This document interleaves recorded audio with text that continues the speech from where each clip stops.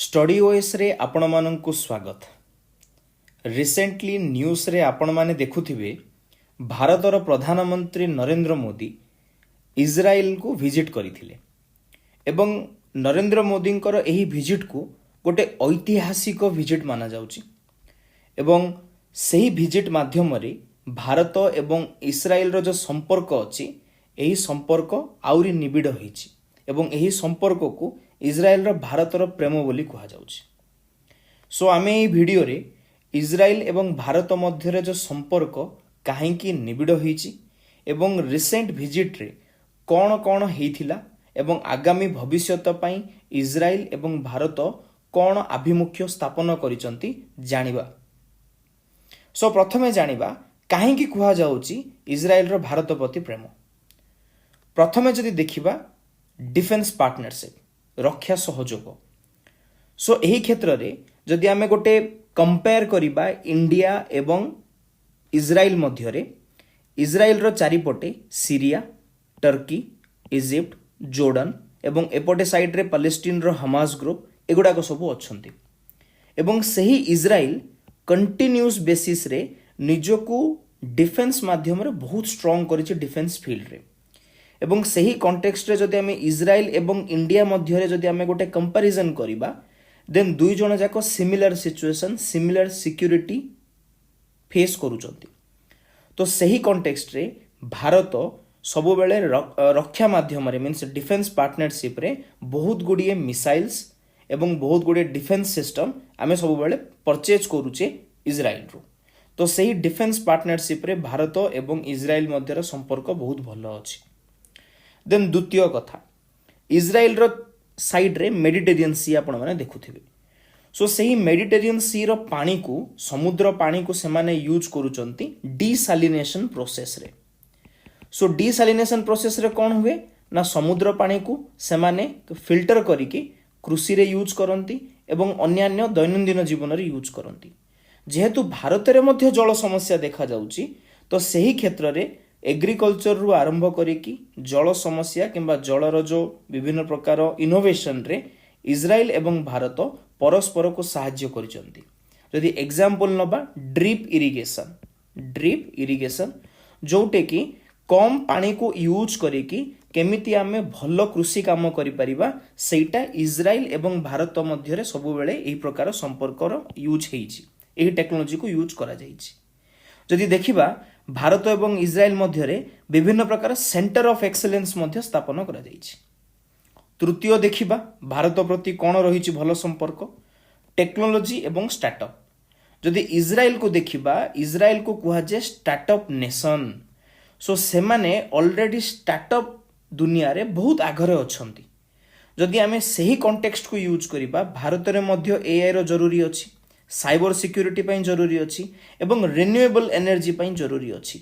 सो एही कॉन्टेक्स्ट रे जदि आमे टेक्नोलॉजी एवं स्टार्टअप को देखिबा दुई जण कंट्री भलो संपर्क को निभैछथि। एवं जदि आमे चतुर्थ देखिबा स्ट्रैटेजिक रिलेशन देन एही क्षेत्र रे परस्पर दुईटा जाक कंट्री परस्पर को सहाय्य करिसंती परस्पर को सपोर्ट मध्य करिसंती। 1969 मसीह जते बेले कारगिल युद्ध हेतिला सही समय रे इजराइल होची कंट्री जे कि प्रथमे भारत को समर्थन करिथिला एवं भारत कॉन्टेक्स्ट रे जदि देखिबा भारत आ पूर्वरु सब बेले पैलेस्टाइन जो कंट्री अछि तांकर कॉज को सब बेले से सपोर्ट करूथिले। किंतु 1992 मसीह रे भारत कोन कले ना डिहाइफिनेशन पॉलिसी फॉलो कले। सो डिहाइफिनेशन पॉलिसी रे कोन हबो ना भारत कोन कला ना इजराइल एवं पैलेस्टाइन दीटा जाक कंट्री को अलगारे देखिबा स्टार्ट कले।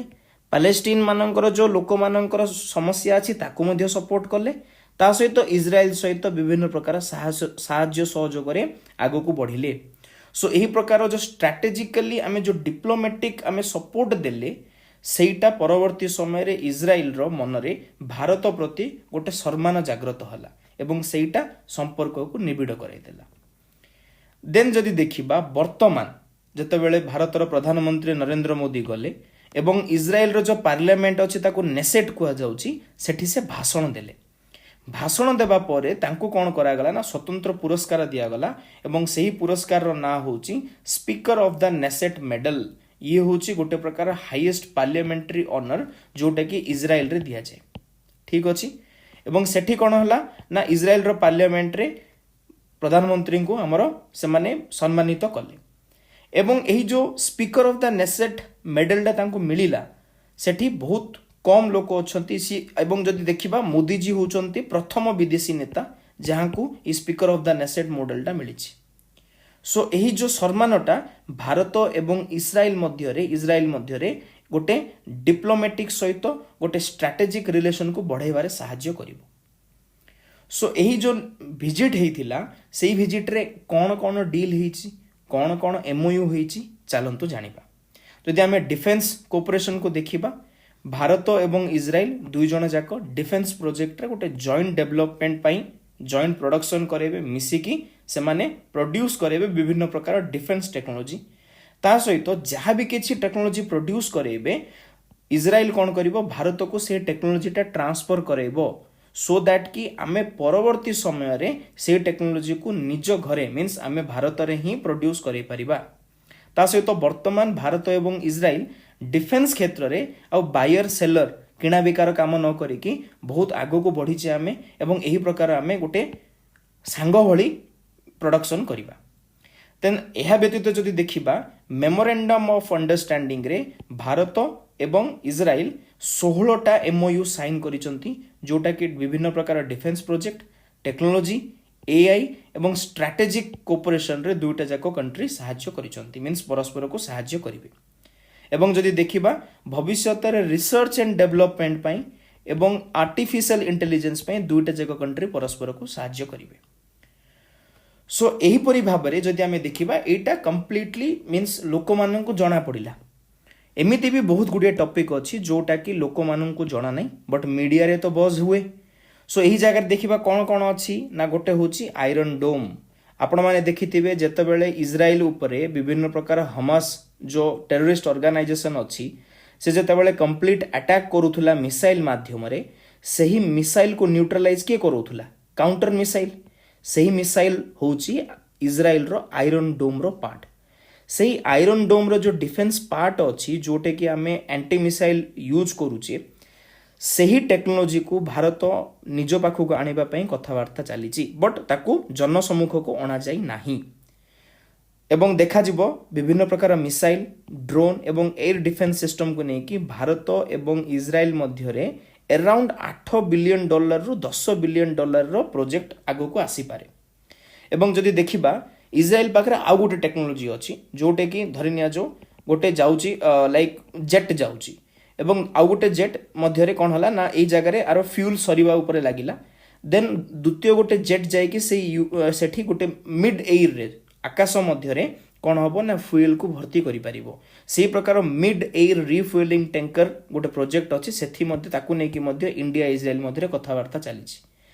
एवं अन्य व्यतीत लास्ट जदि देखिबा आयरन बीम रो गोटे कॉन्सेप्ट अछि जोटे कि लेजर लाइट रो यूज करा जिवो बिकॉज सब बेले आमे मिसाइल को मिसाइल रे काउंटर करि परिबा नाही बेले बेले ड्रोन को काउंटर करिबा पई आमे लेजर लाइट यूज करि परिबा विभिन्न प्रकार अस्त्र को मींस डिफेंस रो प्रोडक्ट अछि सही आयरन बीम को आमे यूज करी कि कोन करि परिबा ना भविष्यत रे हमर निजर रक्षा करि परिबा भारत पई।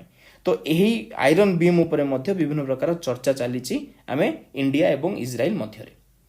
सो यही टॉपिक टाको आपण माने कोन कले ना इंटरनेशनल रिलेशन व्यू रे जानिले गोटे साधारण नॉलेज पाई मध्य जानिले जदि आपण ओपीएससी मेंस देबे यही टॉपिक टाको आपण लिंकिंग करि परिबे एवं सेठी कोन हबो ना जो वर्तमान इंडिया एवं इज्राइल मध्य जो रिलेशन टा अछि वर्तमान आउ किणाबिका उपरे नाही मॉडल उपरे नाही गोटे स्ट्रैटेजिक पार्टनरशिप आड़ को गति कलानी एटा को नेकी ओपीएससी एग्जाम रे पचारि पारिबो। सो यही कॉन्टेक्स्ट रे आपन को टॉपिक टा केमिति लागिला निश्चय हमको कमेंट सेक्शन रे कहि कि जणाइबे एवं चैनल को सब्सक्राइब करंतु। धन्यवाद।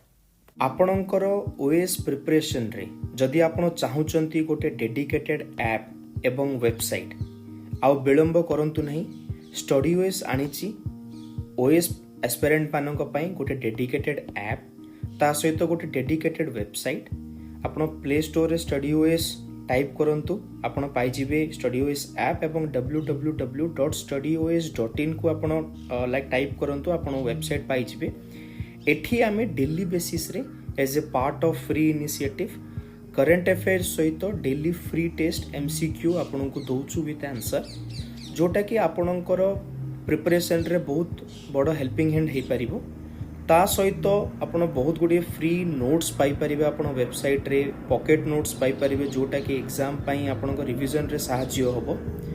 ता सहित बहुत एफोर्डेबल वे रे बहुत कंटेंट एवं टेस्ट सीरीज मध्ये जो अछि सो आपण आसंतु चेक करंतु उत्तम सीरीज संकल्प series Laxmikant overall test GS2 पई टेस्ट এবং प्रारंभ टेस्ट ए प्रकार विभिन्न प्रकार टेस्ट सीरीज अच्छी और आम ग्राजुअली अन्य टेस्ट सीरीज आणबू आपण स्टे ट्यून रहिबे एवं डेली बेसिस रे आपण ऐप और वेबसाइट यूज कले आपनकर प्रिपरेशन रे आमे बहुत बड़ सहाय्य होई परिबो। धन्यवाद।